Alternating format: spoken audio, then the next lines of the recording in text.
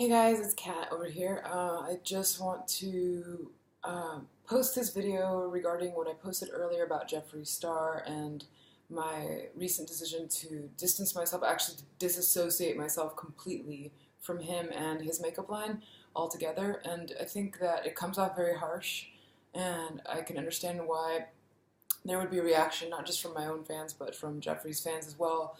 And in no way is this video or my post meant to bash anybody. I'm just simply stating the truth. I'm stating the facts, and I think it's important for me that my fans and followers know where I stand with this, because the way that Jeffree chooses to live his life and treat other people is not something that I personally agree with. So, being associated with somebody who does do the things that he does, it really makes me nervous, because I don't want my fans or followers to think that that's a good example of how we should be with each other and how we should treat, our the people who are in our lives or surrounding us. And I've been firsthand witness to a lot of things, which I know you guys already know. I mean, just the way he treats not only his fans, but just brands, and I think anybody that even intimidates him slightly, it's like a very easy trigger for him to just attack.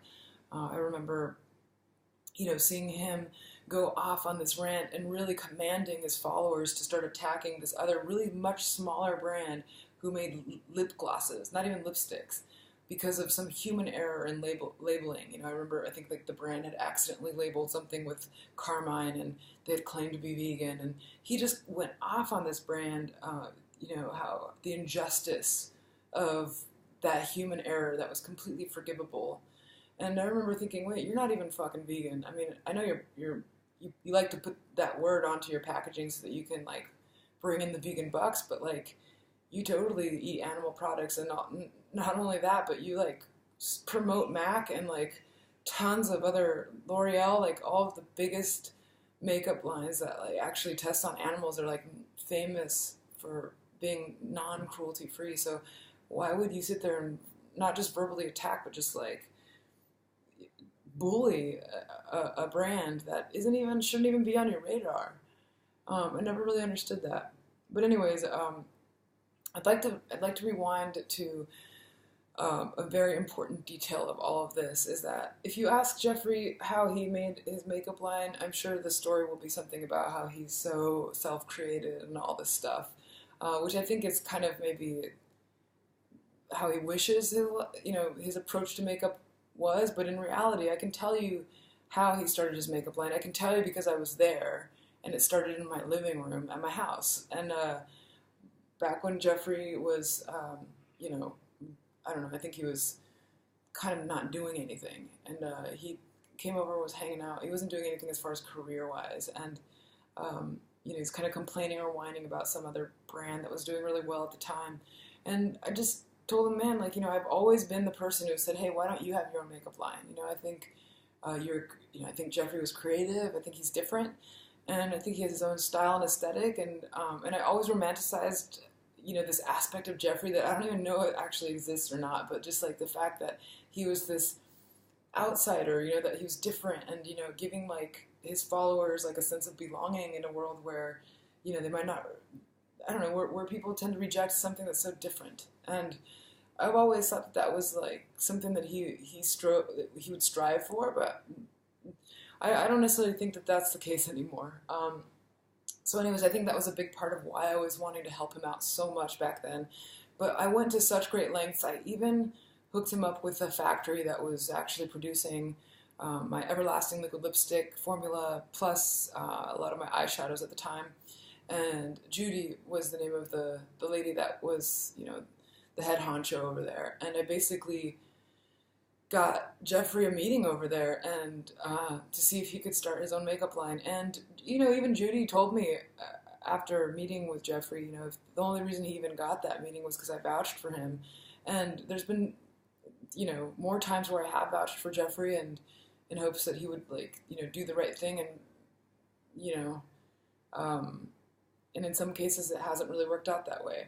And so I'm not looking for credit. I don't need him to give me a shout out every time he posts on Instagram, but like at least tell the truth, and just because I call you out on social media about being a bully doesn't mean, that that you can post a tweet that says, "Hey, Kat Von D has never supported me in my makeup line." When honestly, Jeffree, if it wasn't for me, you wouldn't be where you are now. I mean, as far as your makeup line goes, and I mean, maybe you would do it some other way, but you definitely wouldn't do it at the capacity that you have been, and I think that's important to understand, because I think it's very easy to paint somebody with his pathological ways, and I think him, he tends to exaggerate a lot of things and borderline lie about a lot of things, and that's something that I've learned over the years, spending a lot of one-on-one time with him.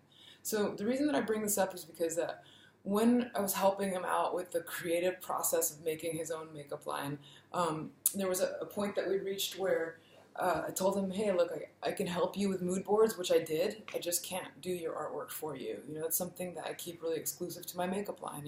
I think my own team would be very disappointed if I started drawing for somebody else's makeup line. So I said, "Hey, look, I'm not going to draw the artwork for your makeup line, but I have a guy who's really great, and I've used him for tons of projects.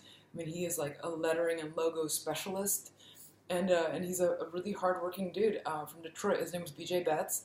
And so, if you guys look at any of my old videos, like my Muse of the Week or my Cat's Beauty Chat, all that lettering BJ did, and if you scroll down in the credits, you'll see his name, and I always credit him for the artwork and the lettering for all the openings for that. And that's because it's important. I think as an artist, we work super hard at creating something, and it really sucks when somebody just steals that and then just exploits it and doesn't give you any credit, let alone payment. And so what happened is that I introduced Jeffree to BJ, and then BJ drew up his logos, and then Jeffree went forward with them, and it's the logos that you guys see now on all of the caps of all of his lipsticks, and then never paid BJ. And BJ would call him, and basically Jeffree blocked his phone. And then so finally BJ called from a landline, and Jeffree answered, and then when he realized that it was BJ asking for payment, he hung up on him and blocked that number, and that's just what he does. So the minute that I found out about that, which was this last Saturday, I texted Jeffree and said, "Hey Jeffree, can you explain to me why you haven't paid BJ?"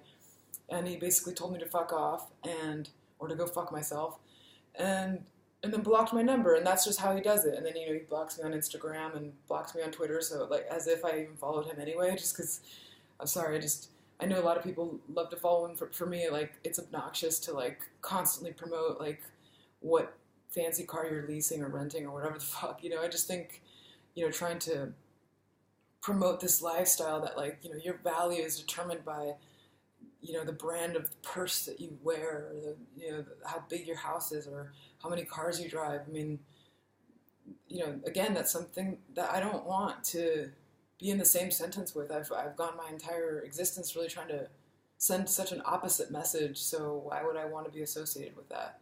So anyways, I have here this drawing to show you what BJ had originally drawn for Jeffree. I mean, he drew him a bunch of logos. Hopefully you guys can see from my phone. But you can see different variations of the star.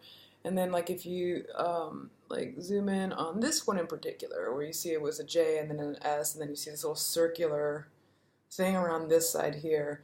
This was the preliminary sketch for the logo that Jeffree uses now. And as you could tell, it was a J and an S before.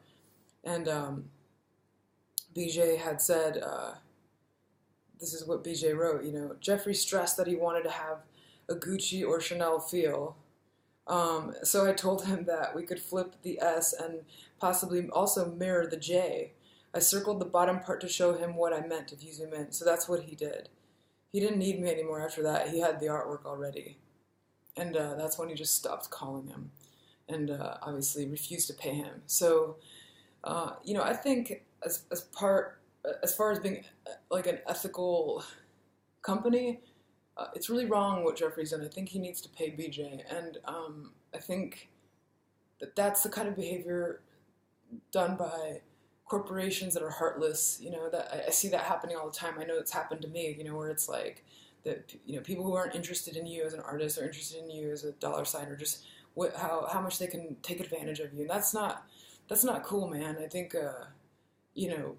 you can't sit there and post all these videos of you like, get ready with me in my Rolls Royce, and then you can't like pay a guy who worked really hard for you. I mean, what kind of message does that send out to anybody and everybody? I think it's the wrong message. And I think as long as you have the option to do the right thing, why not do that? So that I think that was definitely a big line in the sand that Jeffree drew with me. I think instead of just blocking me, you could have just talked it out. And people are like, why didn't you tag him in your photo that you posted? It's like, yeah, I'm not gonna. Why? I of course I would have tagged him, but when somebody blocks you, you can't do that. I think that a lot of people also were offended by the photo that I chose. You know what? Like, that was the photo that was taken of Jeffree when I knew him. That was like the Jeffree that I knew. The Jeffree that he is now is like this monster, this big, like, attention-seeking, fame-desiring, money-driven monster that I want no part in. And it's not to say that he doesn't have the opportunity to change. I think that everybody does. I mean, I'm a good example of that. I think, I didn't used to be as I didn't have my shit together as much as I have now, but I think that takes time and practice. But you got to practice that stuff. You got to unlearn the bad stuff. So I don't know. I think the online bullying, like, it's easy to you can go ahead and pick on all these other people that might be intimidated and won't say anything back. But Jeffree, I'm not scared of you. And also, like, if somebody was picking on you the way that you pick on people, I would stand up for you too. And so all I kindly ask you, Jeffree, which I'm sure you'll watch this because you love when anybody talks about you, all I ask is that you do the right thing and just pay BJ. I mean, that's like, that's the least that you could do after all of this. And as far as the message that I would like to send out to my fans and my followers, other beauty brands, YouTubers, or anyone else that has had to experience any of the insensitivity and the negativity that Jeffree has spewed your way, I just want to apologize, because if I do regret anything, is I regret setting Jeffree up with that factory. I regret being a part of helping somebody become so self-absorbed when I could have probably, at least spoke up a lot sooner. And and I do send Jeffree a lot of love. I hope that one day he can figure it out, and I'll be here if ever he wants to make amends with me, but definitely not holding my breath on that one. So, yeah, lastly, I just want to say to any of my fans and my followers, I don't want anybody to go after Jeffree. I don't want anybody to go and attack or start wars. I really don't have the time, nor do I care to start a war like that. If Jeffree wants to go on a crazy Snapchat, tweaker-like rant on Snapchat about me or about whatever he thinks about me, so be it. I don't need to hear about it. I don't care. Hopefully that doesn't happen. And yeah, and I think if anything, we can just like send positive vibes his way, and hopefully, he can make some changes in his life that he's not just continuously hurting people around him. And again, I am so deeply sorry to anybody and everybody out there that's been in his crossfire. I know it's not a fun place to be. And overall, I guess that's it. Just want to send everybody extra love today. I think there's tons of more important things out there that we should be worrying about. And that's it. All right. Bye, guys.